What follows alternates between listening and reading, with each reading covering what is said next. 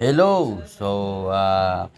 Good morning, good afternoon mga ka-JJ Humble Work. Sorry. So medyo natagalan tayo upload ng mga videos at tuloy-tuloy kasing gawa nagkasakit po ako, nagkalagnat, nagkatrangkaso within 3 to 4 days. So ngayon, meron tayo ritong Rider JFI 115 at ayan yung mga papakabit niya.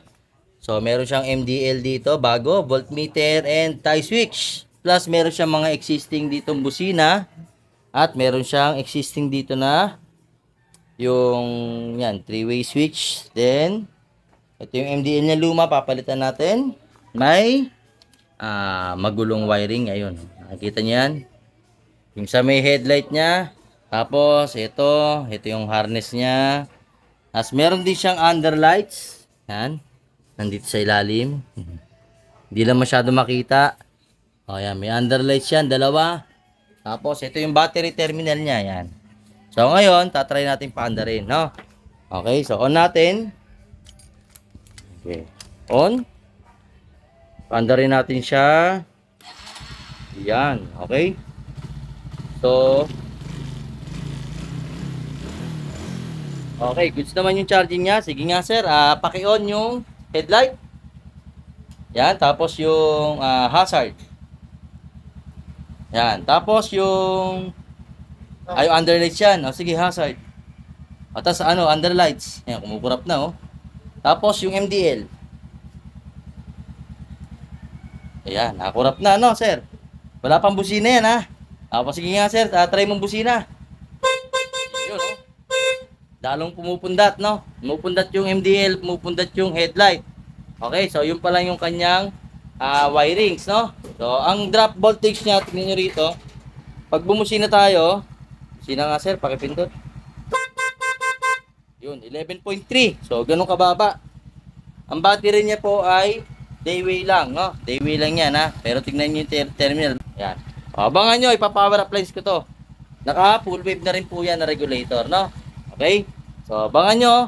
Ito tingnan nyo yung resulta. So, tingnan natin kung ano yung mangyayari.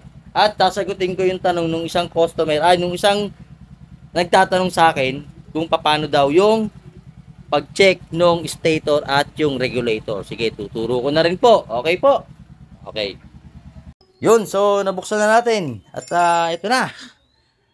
Abracadabra. Ayan na. So, ito yung kanyang worst nightmare na naman. Yan, may dalawang relay. Bosch na peke. At meron pang relay na hindi kilala. Hindi ko alam kung anong brand to. Yan, walang pangalan. Yan. Tapos, ang malupit, tingnan yung source. Negative at positive. Ito lang. Negative at positive. Sa lahat na yan. Tapos, dito lahat nagkuhaan ng power supply. Ayan, Nag-tap dito. Going to.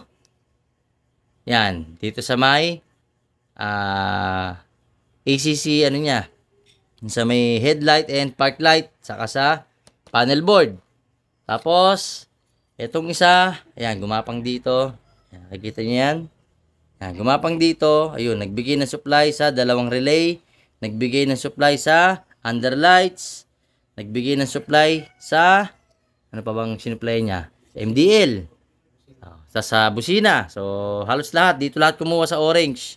Bugbog na naman si orange wire, So, hindi ko minamasama yung ganitong gawain. Kaso, ayusin nyo naman po, Sa kakita nyo naman sa video, di ba? Kumukurap. Tingnan natin ngayon kung ano magagawa ng power appliance. Okay? Abangan mo. At abangan nyo to. Tapusin natin yung ano nito, yung gantong wiring system. Yan, Halos di mo na bubuksan pa ulit kasi matatakot ka na, Parang ayaw mo nang buksan, Magulutin yun. Parang may time bomb. Kasabog. Saka yung busina. Yan. Pansit dahil pansit-pansit Dahil pansit-pansit, sir. Sayang, yung chassis, Abangan nyo. Yung chassis, kung gaano kadumi.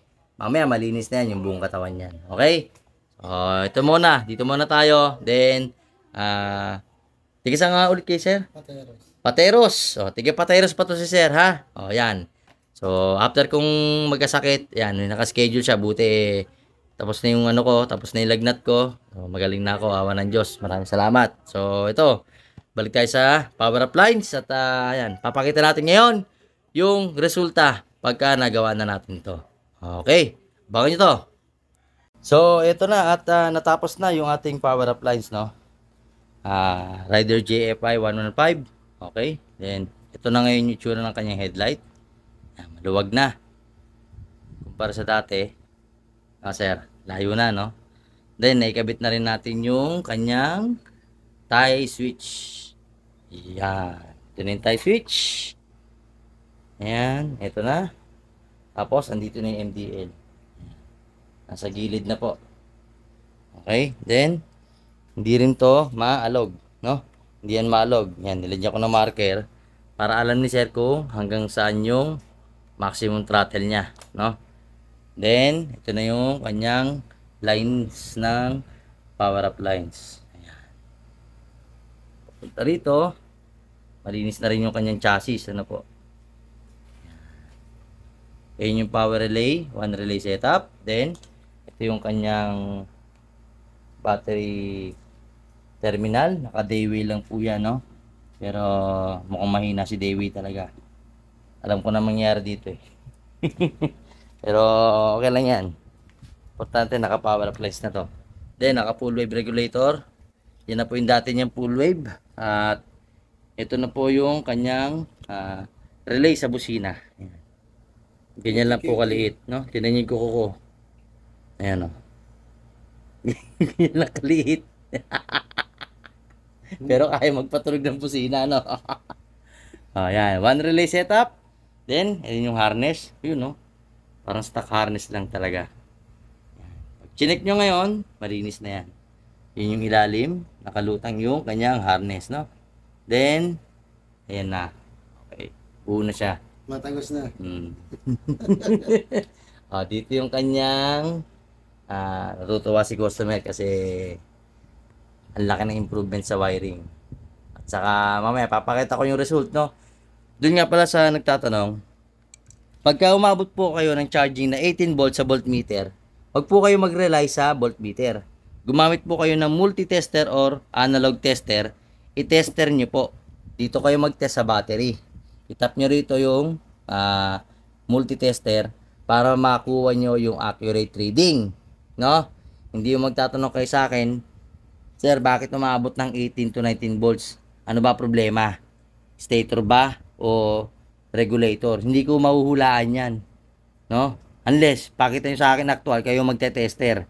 Tetesterin nyo rito yung charging port ng regulator, yung white and yellow. Tatapan nyo yun, tag-isa. Ilalagay nyo sa voltage. Up to 1000 volts kung naka-analog kayo. Kung naka-digital kayo, tester, lagay nyo sa auto. Marig nyo dapat doon 128 volts pataas. No, ganun yung voltahe ng stator coil. Ibig sabihin nun, good yung charging ng stator coil nyo. Second, pagdating dito, wala na kayong halos gagawin dyan. Punta lang kayo dito sa multi-tester, itap nyo rito. Pag umabot ng 14.8 volts, good yan. So, minsan po kasi, yung voltmeter, nagloloko yan. No? Hindi naman po yan accurate reading talaga. May lampas talaga yan. Pero pag nag-18, dito kayo bumase sa tester, no? Multi-tester. Wag po tayo magre-relay lagi dyan sa voltmeter. Tandaan nyo, ang voltmeter is only for observation ng battery at saka ng charging. Tulong lang po sa atin yan. Iba pa rin yung accurate reading dito sa multi-tester. Kung nagpa-power up lines ka rin, dapat alam mo yung basic, no? Hindi yung magtatanong kayo sa akin, tapos sasabihan nyo ako mayabang. Aba, teka lang. Nag-power up lines ka nga, natuto ka eh. So, dapat inaral mo muna bago ka gumawa ng isang motorsiklo. Tapos, pag hindi mo kaya, tatanong mo sa akin. Hindi ko rin alam yung gagawin. Syempre, actual kong gagawin yun kung ako mag-check. Hindi ko naman kayang hulaan yan at hindi ko naman mare-repair ng messenger chat, no? Binigyan na kita ng idea, masama pa loob mo sa akin. So, yun lang yung masasabi ko, no? Pagganahin nyo yung utak nyo pagdating sa wiring. Kailangan dito, experience nyo, patasin nyo. Hindi laging lahat ibibigay namin yung sagot. Dahil ultimo kami, marunong na kami sa electrical, pero hindi namin inuhulaan yan, inaalam din namin. Okay, yun lang ha, yun lang masabi ko. Huwag po kayo magalit, hindi po ako galit sa inyo. Pero minsan, nami-mislead nyo yung chat. Yung chat po kasi, akala nyo galit na yung tao. Pero kausapin nyo ako ng harap-harapan, punta kayo dito, malalaman nyo kung ano yung gali ko. Ha? Mabait ako pag mabait ka. Eh, kung tarantado ka, tarantado rin ako, ganoon ako. Okay? So, yun lang po, JJ Humble Works. At abangan nyo to. Papakita ko yung final result pagka na-assemble ko na. Alright, so dito ko na po nilagay pala yung busina. Okay. Okay, so ito. Yes sir, paki-on. Okay, bukas yung park light. Park light po na, park light. Isa lang, yun no. Tapos yung underlight, saka yung ilaw nitong tie switch. Yan, tapos yung ilaw ng underlights mo. Yun. 1, 2, ayun sa baba. Tapos 3, 4. Apat yung sa bali apat yan, lahat underlights. Then bukas yung headlight. Headlight. Yan. Tapos hazard. Yun, no. Tapos MDL low. Tapos passing. Passing. Yan. Busina. Okay, busina, okay. So, ayan sir ha. Tapos na tayo. May madaling araw na kasi. Then, ayan. Dayway lang po yung battery niyan, okay? Kaya ganyan kababa yung voltahe. Pero pag nagpalit na ng branded, mas ano ko to. Okay, so sir, off lahat. So, try natin start. Ayan, start natin. 10.04. Nakita mo yung hina ng battery. Dapat yan, nasa 11 lang. Or 11.2, 11.6 pagka good ng battery, no? So, dahil dayway yung battery, pero kaya naman. Yan, no?